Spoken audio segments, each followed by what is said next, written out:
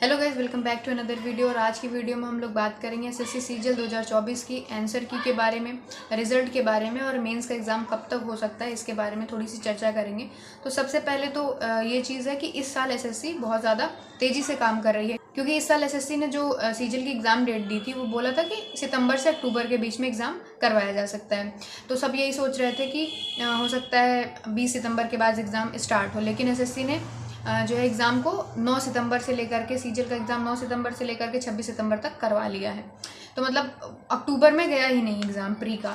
तो इसका मतलब है कि वो जितने भी डेट दे रहे हैं उससे पहले ही करवाने की कोशिश कर रहे हैं, मतलब कि बहुत तेज़ी से काम कर रहे हैं। तो इस हिसाब से अगर देखा जाए तो चाहे मेंस का एग्ज़ाम हो वो भी जैसे अगर उन्होंने दिसंबर बोला है तो दिसंबर में ही हो जाएगा, ऐसा मान के चलते हैं। हो सकता है दिसंबर के स्टार्टिंग में ये स्टार्ट हो जाए। और दूसरी चीज़ अब बात कर लेते हैं आंसर की। तो जैसे अगर हम कंपेयर करें, जैसे एसएससी सीजीएल 2023 की बात करें तो उसमें क्या हुआ था, जब एग्ज़ाम ख़त्म हुआ था लगभग उसके 5 दिनों के बाद आंसर की आ गई थी। तो उस हिसाब से देखें तो 26 को ख़त्म हो रहा है एग्ज़ाम, तो लगभग 1 अक्टूबर या मैक्स टू मैक्स 2 अक्टूबर तक आंसर की आ जाएगी एसएससी सीजीएल की। तो ये बात हो गई आंसर की। और जो भी लोग मतलब मेंस के लिए सेलेक्ट होंगे या मेंस का एग्ज़ाम देंगे तो उसके लिए एक डेट लेकर के चलना ज़रूरी है कि मेंस कब तक हो सकता है। तो कोई एग्जैक्टली नहीं बता सकता, लेकिन एक अंदाज़ा लगाया जा सकता है कि इस दिन तक मेंस हो सकता है। तो सबसे पहले रिजल्ट की बात कर लेते हैं कि प्री का रिजल्ट कब तक आ सकता है। तो आंसर की अगर 1-2 अक्टूबर के बीच में आ जाएगी तो लगभग 15 से 20 नवंबर के बीच में रिजल्ट भी वो दे देंगे कि प्री का रिजल्ट भी आ जाएगा कि कब तक, मतलब कि कौन कौन से बच्चे सेलेक्टेड हैं मेंस के लिए। इसके बाद अगर बात करें मेंस के एग्ज़ाम की, तो मेंस का एग्ज़ाम अगर लेके चले तो 15 से 20 दिसंबर के बीच में मेंस का एग्ज़ाम भी हो जाएगा, है ना। और यही डेट मान के चलते हैं, एम रखते हैं 10 दिसंबर या 15 दिसंबर 20 दिसंबर, ऐसा एम रखते हैं। बाकी जब होना होगा वो स्टार्टिंग में भी हो सकता है, 1 दिसंबर को भी हो सकता है और हो सकता है लास्ट में भी जा सकता है। बट एक तैयारी करके अपना, मतलब जिनको भी मेंस का एग्ज़ाम देना है उनको एक डेट लेके चलना होगा कि हाँ हम क्वालिफाई कर जाएंगे प्री में। जब आंसर की आ जाएगी तब तो क्लियर ही हो जाएगा कि कितना स्कोर हम कर पा रहे हैं, 120, 130, 140।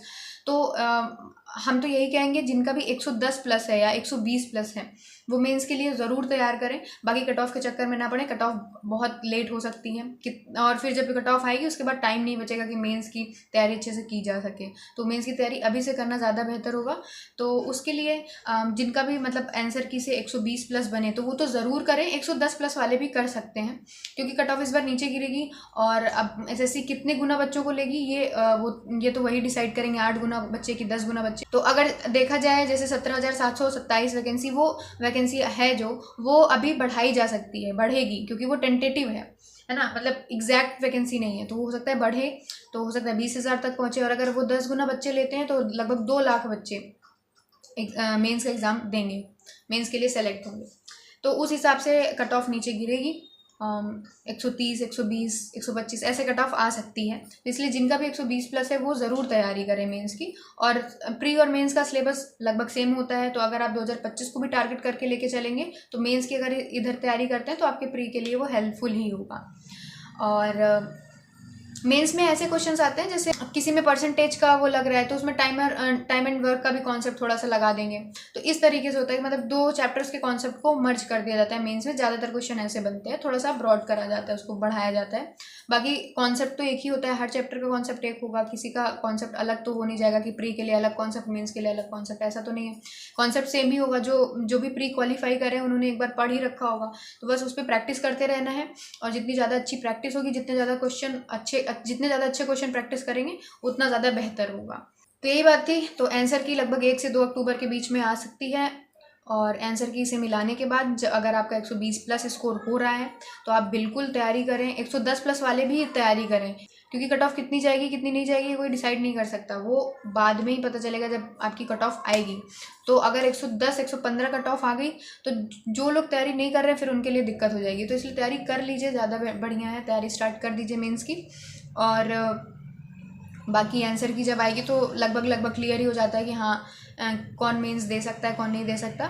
और बस बाकी रिज़ल्ट का कोई मतलब वेट करने की ज़रूरत नहीं है। मेंस की तैयारी जिनको भी करनी है वो अभी से स्टार्ट कर दे, वरना मेंस का जैसे ही प्री का जैसे ही वो रिज़ल्ट देंगे उसके 1 महीने के अंदर अंदर लगभग वो मेंस का एग्ज़ाम करवा लेंगे। तो 1 महीना बहुत इनफ नहीं होगा मेंस की तैयारी करने के लिए। तो जिनको भी तैयारी करनी है वो अभी से तैयारी में लग जाए, वो ज़्यादा बेहतर होगा, ज़्यादा टाइम मिल पाएगा।